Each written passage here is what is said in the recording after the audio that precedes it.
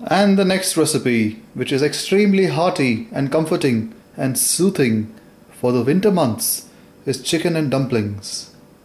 For that you need half a kilogram to 1 kilogram of boneless chicken meat, bite-sized pieces, chopped carrot, about 3 carrots.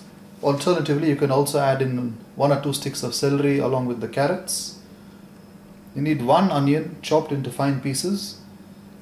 You need what's called poultry seasoning. It's just sold as chicken seasoning in the supermarkets. You need chicken stock. You need flour. The best flour is this one, self-raising flour, because even the pregnant patients with diabetes in my clinic have told me that blood sugars don't go too high when they use this flour compared to other flours. You need either of vegetable oil or clarified butter to cook this meal in, and you'll also need ordinary salt and pepper. So that's the recipe for chicken and dumplings recipe, very hearty for the winter. First, to make the dumplings. This is about 125 grams of that self-raising flour into this little ordinary soup bowl. And if you are not too sure about content, just fill in half of the bowl. On top of it you can see some of the clarified butter. You can see it's still cold, it's not melted, it doesn't need to be melted. You can use about 2 to 3 tablespoons worth of the butter onto it. Now to this, add in a pinch of salt.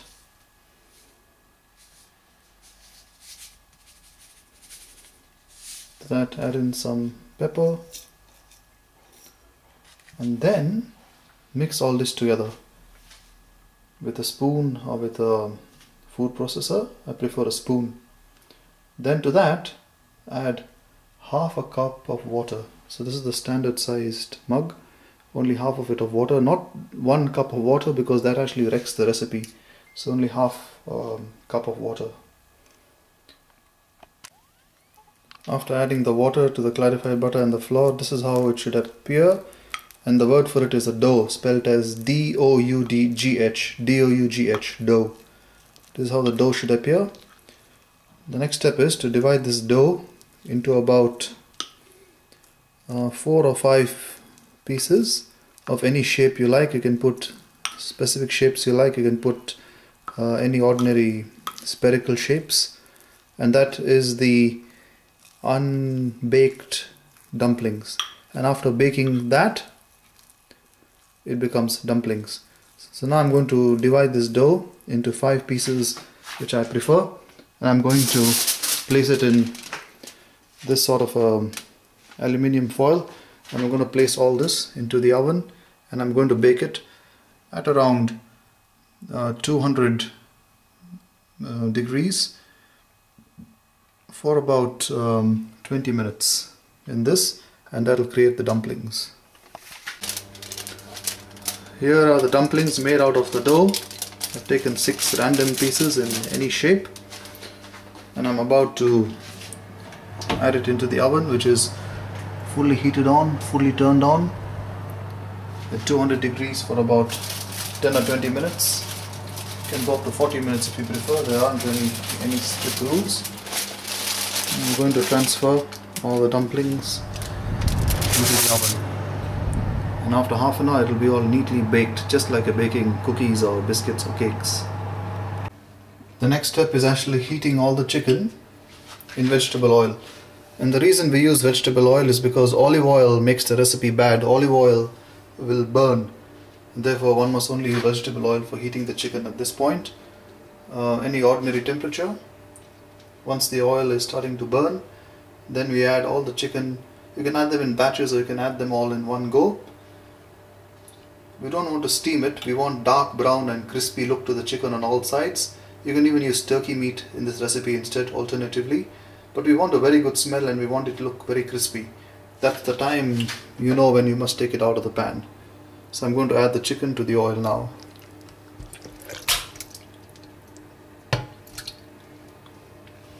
And I'm going to heat the chicken for the next 10 minutes. Alternate versions. One alternate version is you can add in some onions before you add in the chicken into the boiling oil if you want the chicken to be cooked a little bit more. Sometimes I do add in a few bits of onions, about half an onion. But otherwise, the real onions for the recipe are used at a separate stage in boiling later after the chicken boiling process. At this stage, while the chicken is boiling, you can add in the salt and pepper. But there's another thing which you can do, which is called marination. Marination means overnight when you cut the chicken, you can add in the garlic, salt, and keep it in the fridge overnight. It adds it a more spicier and more delicate, tastier taste. When you can boil the chicken and eat it the next day, it tastes more better. Now at this dish you can see the final product at this stage. This is how it should look like. Fully boiled, brown on all sides. At this stage we can stop boiling the chicken and put it aside in another pan, and we start creating the carrots, onion, celery mixture. Phase 2 of this cooking, we start with the vegetable oil again. Heat it in a pan until it's boiling. Now to this add the one onion which is fully chopped. To this you can add the chopped carrots, and if you want celery, you can also use celery at this point, 1 or 2 sticks of celery.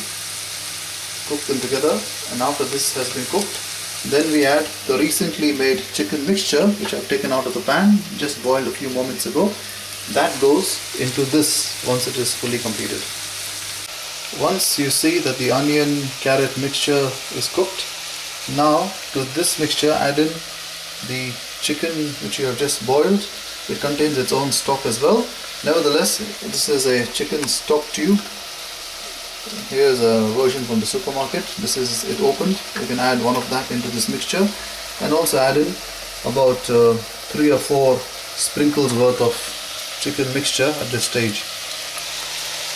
This is the chicken seasoning specific mixture. It contains its own salt and pepper along with other herbs.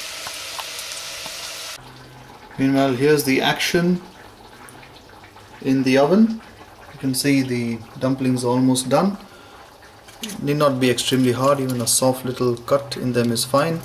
Ideally they should be served a little bit soft but not entirely soft. Coming back to the chicken mixture, it's almost done, it's fully boiled. This is how the final product should look like. After it's boiled, you can actually partially cover and allow it to simmer for the next 40 minutes. After that, you can add in some thickened cream. After allowing it to simmer for 30 to 40 minutes, I now add in the thickened cream into this mixture. About 300 ml will be more than enough, but importantly do not allow the cream to burn by virtue of it boiling. This is why this should be this is why the heating should be stopped at this stage. And now as soon as this is done, we take this recipe and we're going to put it inside the serving bowl with the dumplings on top. That's the correct way of presenting it. So this goes in first into the bowl. On top we put the dumplings floating on it. Wonderful! Voila! That's the finished product. You can even see the steam coming out of it. I don't know if you can see the steam in the video, but I can certainly see some steam that's clouding the lens. You can see the carrots, you can see the chicken pieces, and now on top of this we add in the dumplings. I'm going to pick the dumplings and just put them on top.